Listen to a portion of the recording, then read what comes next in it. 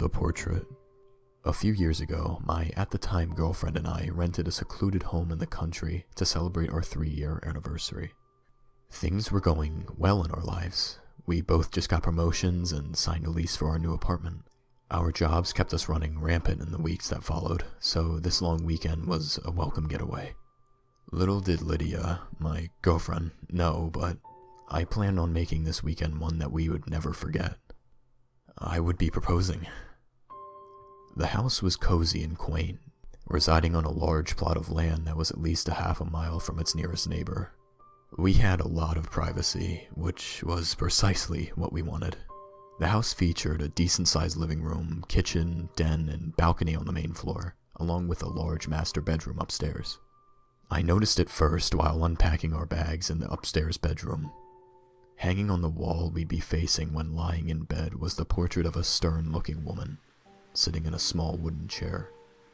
The portrait was about 3 feet tall, with a dark oak frame containing intricate moldings.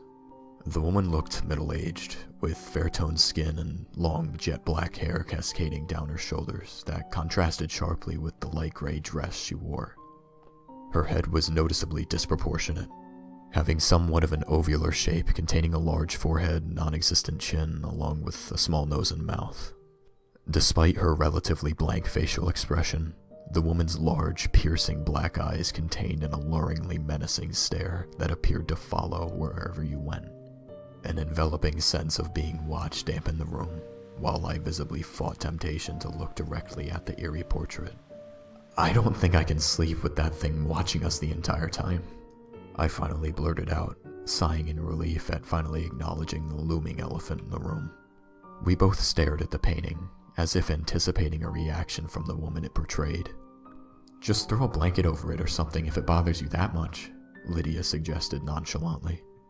I warily walked up to the portrait and grabbed its sides. "It feels attached to the wall." That was actually a lie. I was genuinely afraid of further touching the painting. Soon as my fingers rested on the frame, I hastily stepped back, which Lydia, who resumed unpacking, didn't notice.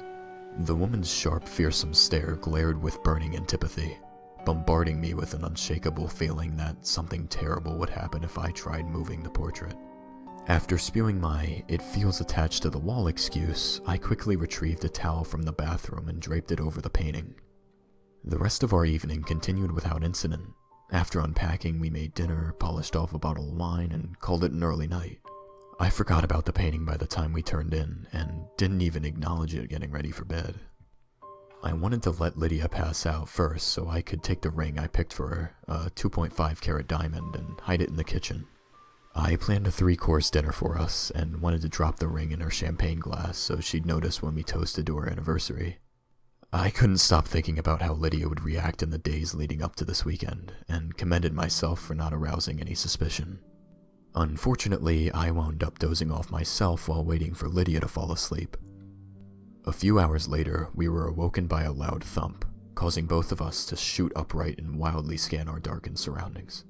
When I turned on my lamp, we quickly noticed that the portrait fell from the wall.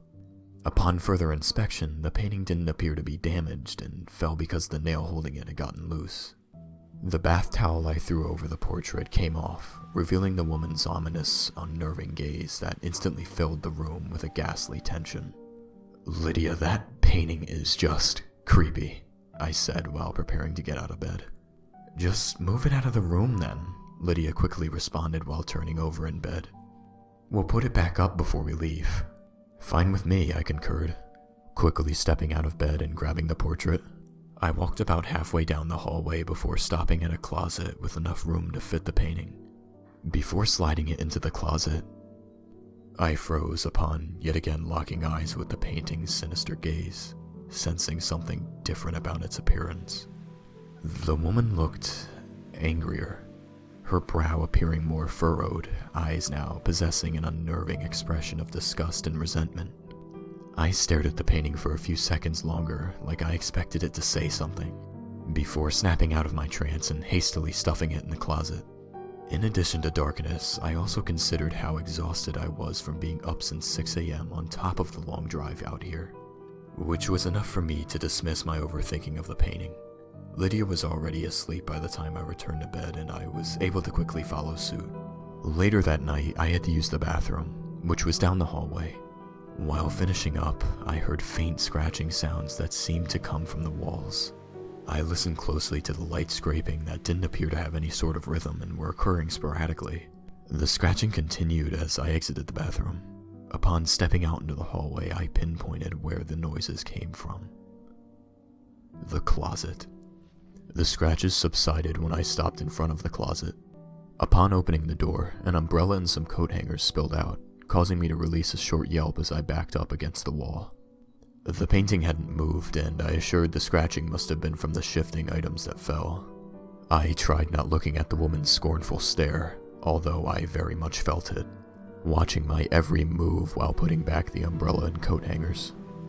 I saw in my peripherals, however, the portrait still contained the expression of seething ire, prompting me to quickly close the closet door, making sure it was securely shut, hoping to finally get a restful sleep. I was on the cusp of fading into unconsciousness when Lydia's side of the bed lightened.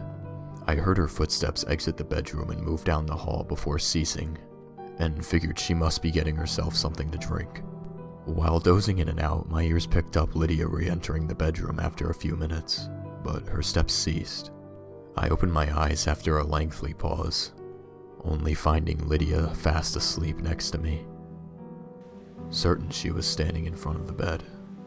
Sitting up, I turned my light on and scanned the bedroom. I lightly nudged Lydia, who turned away from me while grumpily grunting. After which I reminded myself I was half asleep for most of that ordeal and must have missed when she got back in bed. While processing what just happened, I remembered the diamond ring on my nightstand and decided to bring it downstairs while it was still on my mind.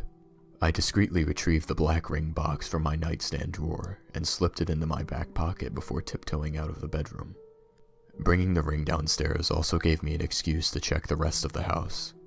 Although I knew it most likely was Lydia's footsteps, I'd sleep better with the peace of mind knowing we were definitely alone in this house.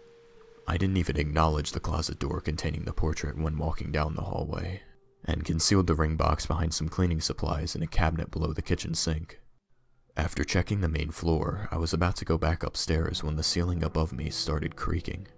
Each groan was a few seconds apart and came from a different spot of the ceiling. It sounded like someone was talking across whatever room was directly above me, which I realized was the bedroom.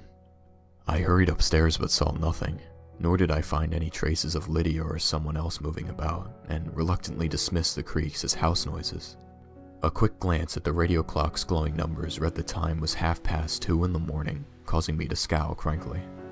I made one last obligatory sweep of the bedroom before shutting my eyes and getting comfortable, unable to shake off the sense that something was amiss. Although I was exhausted and faded into a deep sleep, I realized what was wrong as I drifted off, being the last thought I had whose revelations seemed to drag me into dreamland before I could give an adequate reaction. Was the painting back on the wall? I woke up the next morning with a knotty feeling in my stomach. I turned to face the nightstand and glanced at the clock, which read 9:14 a.m. It was uncharacteristic of us to still be asleep at this time of morning, even on vacation, since both of our bodies were programmed to wake up at the crack of dawn. Feeling extremely groggy, I froze upon noticing the painting was indeed back up on the wall, spotting it in my peripherals while I stared blankly at the ceiling. This was the day I'd be popping the question to Lydia, I thought, which helped rejuvenate me with a sense of excitement and giddiness. Briefly distracted from the portrait, a smile was brought to my face as I stretched my limbs and reached over to rest my hand on Lydia, only to feel my palm land on a wet, sticky surface. "Lydia?" I asked in bewilderment, quickly withdrawing my hand to see it was coated in red, while turning to face my fiancé-to-be. Lydia stared at the ceiling. Her bulging, widened eyes contained a permanent expression of sheer terror, while her mouth hung open, frozen mid-scream. 2 fist-sized chunks of flesh were missing from Lydia's neck, whose head barely remained attached to her body. Blood covered the entire section of her bed and seeped over into mine, coating most of my right side. Screaming in horror and anguish while springing to my feet, I noticed 3 or 4 more large chunks of flesh missing from her arms and torso. Parts of Lydia's entrails protruded from her abdominal openings, which upon closer inspection resembled massive bite marks. I pinned myself against the wall, my heart feeling like it was pounding out of my chest as a spine-tingling lightheadedness and gut-wrenching nausea formed. Trembling uncontrollably, I felt my legs were going to give out as I contemplated what to do next. Struggling to comprehend the grisly scene, my eyes were drawn to the painting that I had just remembered was back on the wall. The woman's face looked completely different. Her now widened eyes appeared to bulge out of her head and contained a deranged, twisted look. Her blank facial expression was replaced by a maniacal ear-to-ear smile, flashing a set of large, jagged, brownish-yellow teeth that, along with the areas around her mouth, were smeared in blood. Before finally bolting out of the house, one of the last things I noticed was that the blood covering the woman's mouth appeared to be smeared on the portrait's surface, which streaked down the rest of the canvas and dripped onto the floor. In my hysterical state, I struggled to get the car unlocked and took one last look at the house. The portrait now stood in one of the bedroom windows, looking down at me. The woman in the painting still wore that wide, toothy, blood-soaked smile, appearing to lavish over my aghast state. I got in my car and drove, unsure where to go, still in my pajamas with most of my right side soaked in Lydia's blood. I kept driving until spotting another car that I flagged down and had them call the police. I was still severely shaken when the authorities arrived, who initially seemed skeptical about my story, but believed I was genuinely shaken by whatever I saw. Naturally, I was the top suspect in Lydia's death, but ultimately got cleared of any wrongdoing after a thorough investigation. Although the detectives exonerated me, they never provided an official explanation of who or what killed Lydia. They went back and forth from theorizing it was some sort of animal or intruder. What was most unsettling about their findings were when they confirmed Lydia's wounds were, in fact, bite marks, but never identified where they had originated. I never mentioned anything about the portrait, figuring that telling such an outlandish story would rekindle any suspicion. A few weeks after Lydia's death, the house's owner reached out, saying he found my engagement ring while cleaning out the kitchen cabinets. After giving him my mailing information, I asked him about the portrait, and the man's response hit me like the impact of a fast-moving locomotive. What portrait? The man claimed he never hung a painting in that bedroom, nor did he have any idea what I was talking about when I described the portrait. I've spent countless hours trying to piece together what happened that night, unsure if Lydia and I fell victim to some ultra-stealthy assailant or something more unexplainable. There was no way we were alone that night. How else could you explain the footsteps or the portrait being put back up on the wall? But what about the painting's changing expressions? Its twisted, gruesome smile?